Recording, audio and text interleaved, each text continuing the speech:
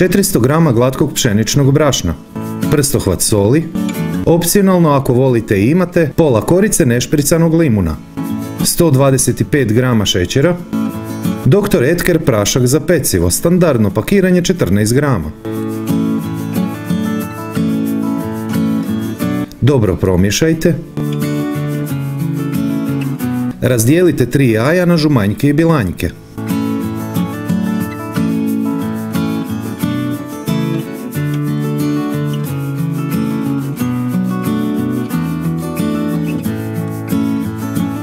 ...200 g hladnog maslaca, 100 g kiselog vrhnja,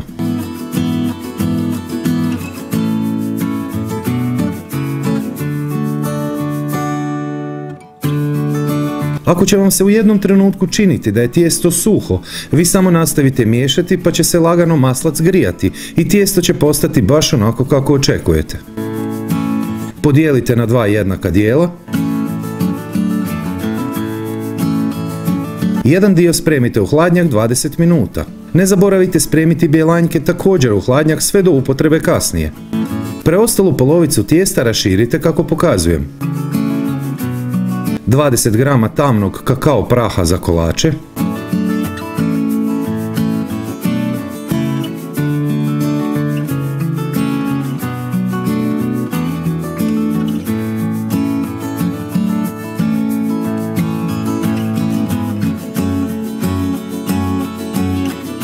spremite u hladnjak na 15 minuta.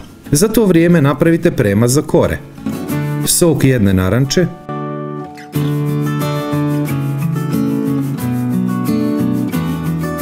...50 g pekmeza ili marmelade od marelice. Čim zakuha, kuhajte oko 4 do 5 minuta neprestano miješajući na srednje jakoj temperaturi.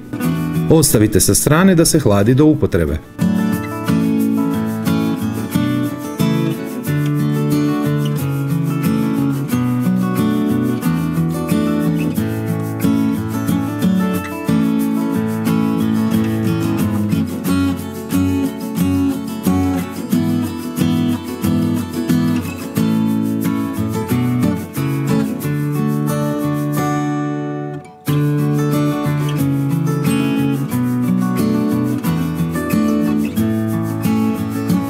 Lim 30 x 20 cm premažite s malo maslaca i pobrašnite, a višak brašna maknite, to jest otresite.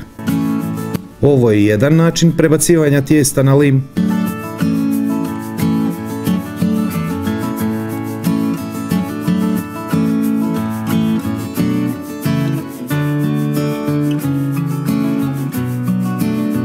Premažite s polovicom premaza.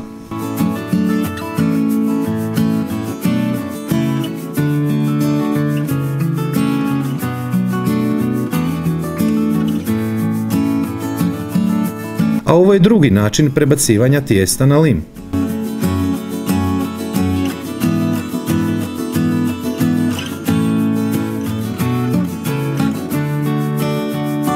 U bjelanjke dodajte prstohvat soli, 125 g šećera, Dr. Edgar bourbon vanilin šećer. To će dati jednu savršenu notu kremi od sira. 3 velike žlice soka limuna,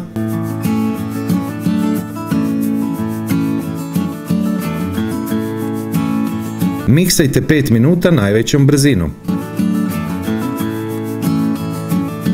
50 g glatkog pšeničnog brašna, 500 g svježeg kravljeg sira, možete koristiti i posni sir ili rikota sir. Miksajte još minutu, dvije.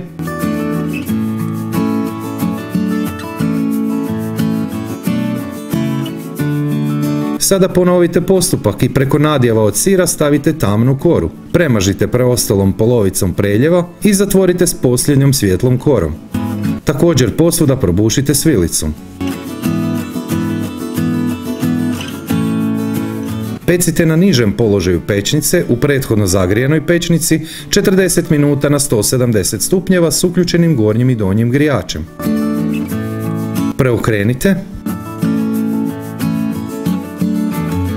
ohladite i poslužite.